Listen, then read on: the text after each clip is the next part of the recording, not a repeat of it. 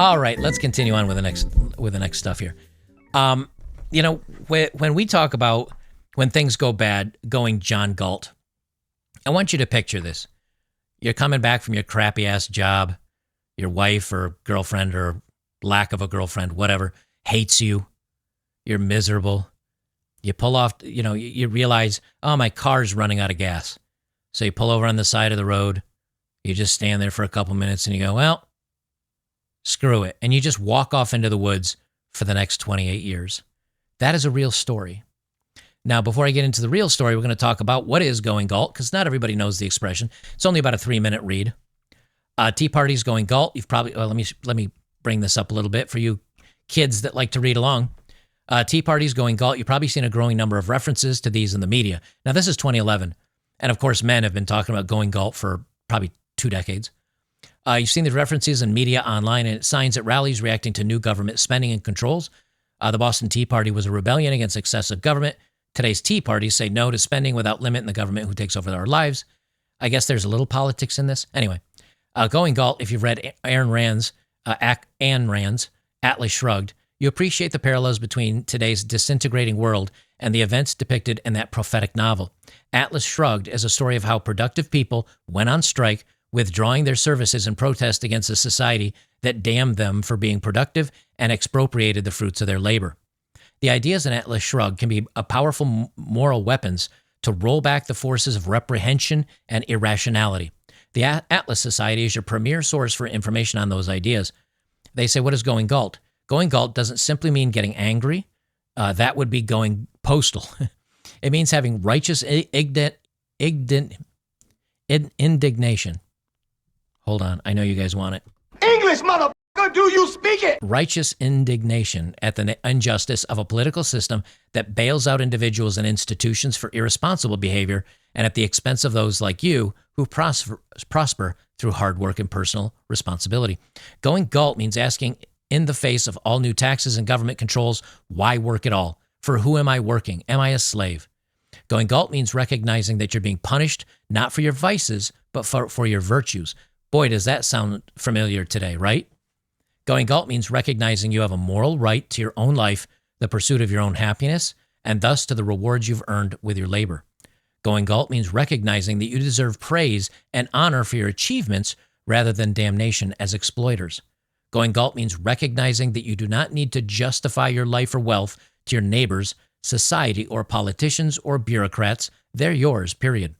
Going Galt means recognizing the needs of others do not give them a claim to your time, effort, and achievements. That one's important when it comes to marriage and relationships, but also our government. They don't get to claim our time, effort, and achievements as their own, but that's all they do now. Going Galt means shrugging off unearned guilt, refusing to support your own destroyers, refusing to give them what Ayn Rand termed the sanction of the victim. It means taking the moral high ground by explicitly rejecting as evil the premise of self-sacrifice that sell you as a virtue. In fact, self-sacrifice is an invitation to self-deletion. If you think about it, right? If you think about it, you know my entire channel is dedicated to good masculinity and crapping on weak men and feminists, and the relentless attack on masculinity and feminization of men. But, the truth is weak and feminized men are easily controlled. They make society vulnerable to manipulation and tyranny. We're bombarded with all these estrogenic chemicals from plastics and junk food and sedentary lifestyles. And the mainstream media, as you can see here, loves to demonize normal, straight, masculine men, calling us toxic. But today, that's where NMN comes in. Today's sponsor. It's nicotinamide mononucleotide, a derivative of the B vitamin niacin, which is known to dramatically improve health and longevity, serving as a precursor to NAD+, a compound that plays a crucial role in energy production, muscle regeneration, metabolism, and gene expression in the body. NMN works by replenishing NAD levels, which naturally fall at a rate of about 1% per year. It's the powerhouse of your cells for rebuilding. A 50-year-old person, for example, has about half of the NAD they had in their youth. And if you want to keep those levels high and not just fight for obesity, but to maintain your aerobic capacity and prevent age-associated diseases. And the FDA, they're trying to keep it away from us because a healthy, strong population is hard to control. You gain muscle, lose fat. It's anti-aging. Even my personal skin is improving since I've been taking this stuff. And it's been about a week. The FDA wants to change the status of NMN supplements to be classified as a drug so pharmaceutical companies can control it. And it's not based on safety or efficacy. They want to corner the market and make money from you, basically, or take it away from you. That's why I think right now you should get it while you still can. It's Black Forest Supplements, today's sponsor, NMN, 1,000 milligrams, and it can help you do that. They have an exclusive offer for you if you just go to our link in the description or pinned comment. Then for the next 48 hours, you can buy 2 and get one free, so stock up now while you can. That brings me to Christopher Thomas Knight. Christopher Thomas Knight was driving home from work, and he just ran out of gas. And he said, you know what? I'm out. And with no prep, no tent, no gear, just the clothes on his back, he just got up and walked into the woods, and no one saw him again for 28 years. Christopher Thomas Knight, born December 7th, 1965, also known as the North Pond Hermit, is an American former recluse and burglar who claimed to have lived without human contact, with 2 very brief exceptions, for 27 years. Oh, I don't want to change my thumbnail. 27 is close enough to 28. For 27 years, between 1986 and 2013, in the North Pond area of Maine's Belgrade Lakes. Now, Maine is cold. Imagine living through 27 winters up in Maine. That's with no prep. During his seclusion, Knight lived within a mile of summer cabins in a crude camp he built in a well-drained woodland obscured with a cluster of glacial erratic boulders. Having entered the woods with almost no possessions, he set up a camp composed entirely of items stolen from nearby cabins and camps. He also pilfered from a local family's dairy farm adjacent to where he was camped.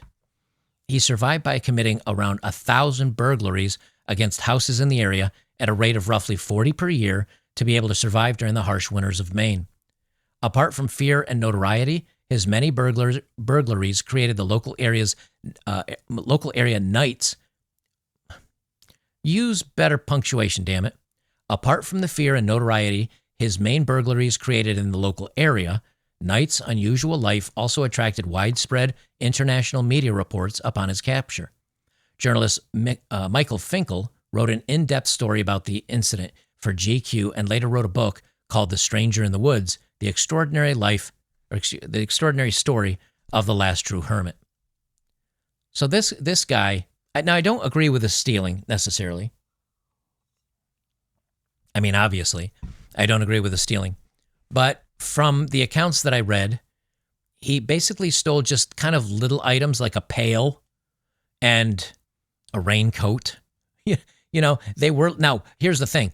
If you've ever had a raincoat hanging on a hook and inside your doorway and you're in a secluded house and you hang that there for 20 years and you come home one day and look for your raincoat and you didn't lock the house and it's gone, you definitely are going to be weirded out.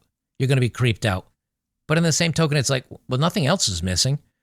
My coat is missing and maybe a bar of soap under the counter. Like, would you really notice that? So if those each count as a stolen item or whatever, I mean, I can kind of give it a pass.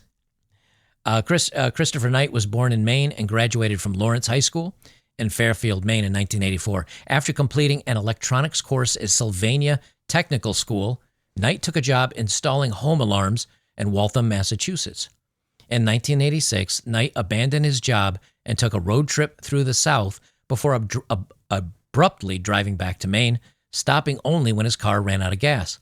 At only 20 years old, he entered the woods, saying goodbye to no one. His parents never reported him missing to the police. In an interview, Knight said, "I had good parents, and we're not emotionally bleeding all over each other. We're not touchy-feely. Stoicism is expected."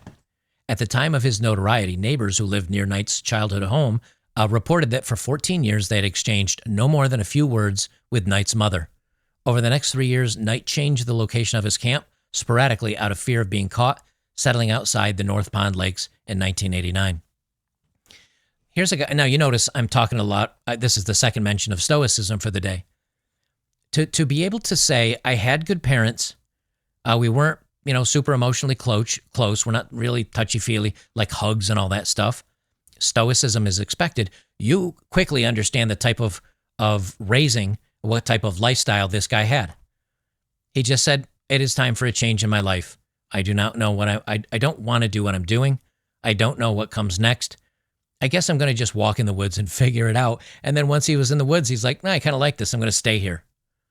The mental strength that takes to just wander off. I'm truly, truly impressed. So for all of you guys that say, I'm going John Galt, or I want to go John Galt, here's your game plan.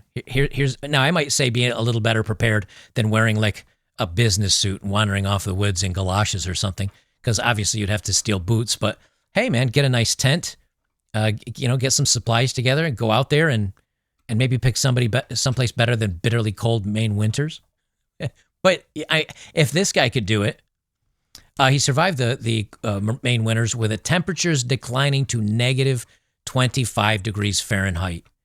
For those of you on the Celsius scale, it's probably pretty close to the same temperature. Oh, yeah, there it is right there, negative 32 degrees Celsius. By waking up during the coldest part of the night and just pacing his camp until he got warm. He regularly took cold sponge baths, shaved, and cut his hair, in part to avoid suspicion in the event he was spotted by others. He avoided building wood fires whose smoke might reveal the location of his camp, and he relied on propane camp stove to cook and melt snow for drinking and bathing. After stealing propane cylinders, he transported them in canoes borrowed from vacant camps. He quietly paddled along the shadowy shoreline in the pre-dawn hours to avoid being silhouetted on the open water. Guy, man, you'd think this guy was like a Navy SEAL. He's like, you don't want a silhouette. You got to go before dawn, cover my head in branches so I look like a tree going down the river. He returned the empty tanks to make them appear undisturbed. He stockpiled supplies to remain in his camp from November until March to avoid revealing his location by footprints on snow-covered ground. So I guess he stole from April until October or November, like a squirrel hiding a nut, lots of nuts, and then he just holed up for winter. I'm sure he probably stole some books, maybe some magazines and things, newspapers. What a stark and interesting life. Literally no human contact for 27 years. I'm pretty good at being a hermit, but even if I don't physically interact with somebody, or talk to somebody, like when I was on my bus, I was alone. I wasn't dating anybody when I was on my bus, driving across country, just sleeping alone. But I had these videos. I had chat. I had some interaction and communication with human beings. Just nobody for 27 years. It sounds surprisingly peaceful and kind of creepy as hell at the same time. And then he was even aware his footprints might give him away. Man, this guy was pretty bright, I would say. A few residents interviewed by the Boston Globe have expressed doubt at Knight's outdoor survival skills, saying he might have broken into and taken refuge in vacant cabins. Well, even if he did that for a short period of time, he still did it. At the time of his arrest, Knight claimed that only one time during his 27 years of solitude did he speak with another human. At some point in the 1990s, he exchanged the word hi with a hiker whom he encountered on a lightly traveled path. In the summer of 2012, Knight broke into a cabin where a man was sleeping. There was no car in the driveway, so Knight thought the building was empty. Neither man saw the other, but the man in the cabin shouted, "Get the hell out of here," after which Knight ran out. Biographer Michael Finkel later reported that around February 13th, a fisherman named Tony Bellavance, along with his son and grandson, discovered Knight in his camp 2 months before he was apprehended by police. Knight later admitted to having been discovered by the fisherman, but did not mention it to police at the time of his arrest because the group swore a pact not to tell anyone of their meeting after the anglers learned that Knight simply wanted to be left alone. Knight was captured by Game Warden Sergeant Terry Hughes on April 4th of 2013 while burglaring the Pine Tree Camp in Rome, Maine. He was sentenced to 7 months in jail on October 28th, 2013, of which he had already served all but a week while waiting sentencing. In addition to this jail sentence, Knight paid $2,000 in restitution to victims, completed a co-occurring disorders court program, and completed 3 years of probation. Knight has described deep-felt ethical misgivings about the burglaries he committed, saying that stealing is wrong. Even the prosecutor said a longer sentence would have been cruel. Judge Nancy Mills believes that Knight was unlikely to reoffend.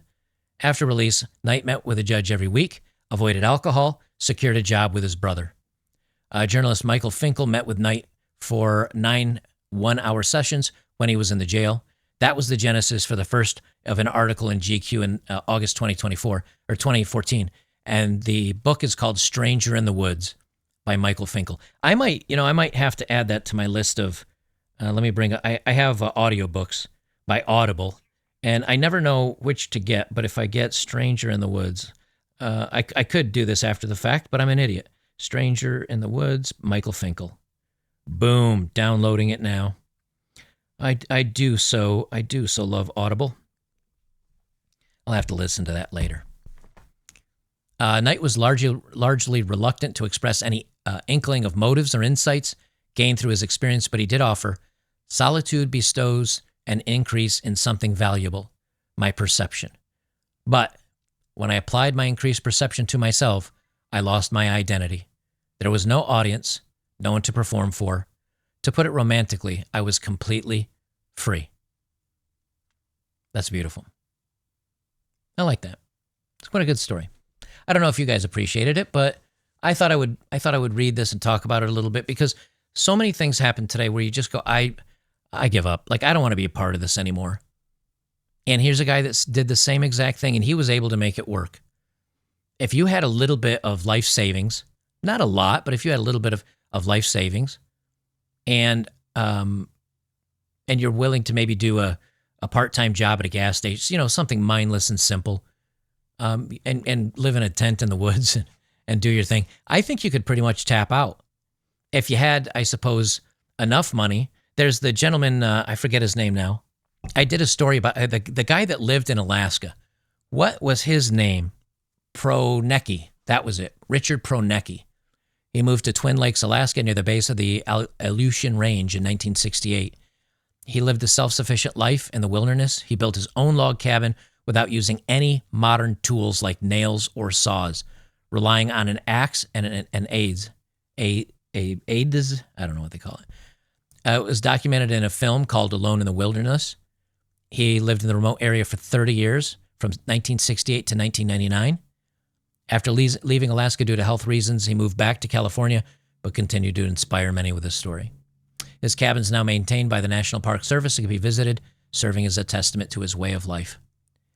So those of you that want to go John Galt, you can do it. It's been done before. But if you want to do it just incrementally, make yourself, say, a cabin out in the woods and have your own solar panels and your own well and everything, it is possible.